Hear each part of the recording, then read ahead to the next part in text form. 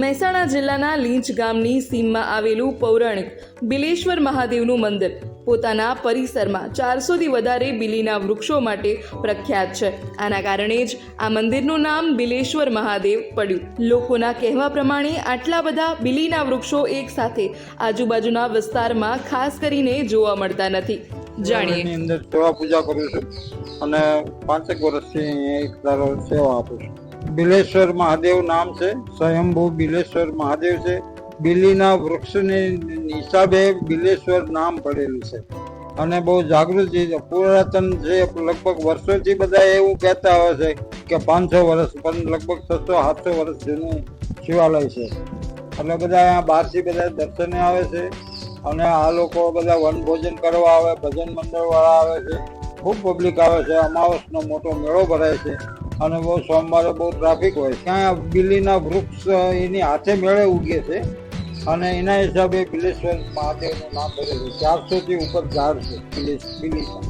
એને વિશેષતા નથી. બાકી બધા પબ્લિક બહુ બીલી લઈ જાય છે, ભગવાનને મહાદેવને ચડાવે. મહેસાણા, વિરમગામ, કલોલ, કડી અહીંયાથી બહુ બીલી જાય છે અને વૃક્ષ બીલીના હિસાબે જ આ બિલેશ્વર નામ પડેલું છે અને બહુ પુરાતન જગ્યા છે. આ બહુ ચેતન જગ્યા છે. મેળો અહીંયા અમાવસના છેલ્લા દિવસે મેળો ભરાય, મોટો જબરજસ્ત મેળો ભરાય છે. બાજુના પછી 10થી 12 ગામના પબ્લિક બધી ખૂબ આવે છે અને બહુ લાખો માણસો ભેગા થાય છે. અહીંયા ચકડોળો, હિંચકા એવું બધી મેળાની આઈટમ બધી હોય છે. દરજી રાજેન્દ્ર કુમાર મહેન્દ્રભાઈ.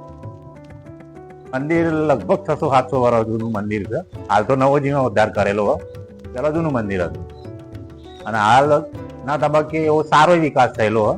જૂનો તો ટોટલી અંબાસણ, ધોળાસણ, લીંચ, જગુદણ, મહેસાણાથી બી આવે, કલોલથી બી આવે, પણ ટૂંકમાં આવનાર જનાર પબ્લિક આવતી જતી હોય. વિશેષ તો એવું કહેવામાં આવે છે કે 600-700 વર્ષ જૂનું સાધુ સંતોનું રહેણાંક હતો પેલો અને જાગૃત જગ્યાના હિસાબે અને બીલી બી સ્વયંભૂ ઉગે છે એની જાતે જ, બરોબર. એટલે બિલેશ્વર નામ પડેલું છે.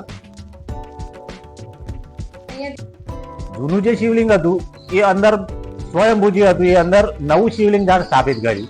હાલના લગભગ 5 વર્ષ જેવું થઈ ગયું નવું શિવલિંગ સ્થાપિત કરે, પણ જૂનું શિવલિંગ અંદર ને અંદર એમને એમ રાખેલું છે.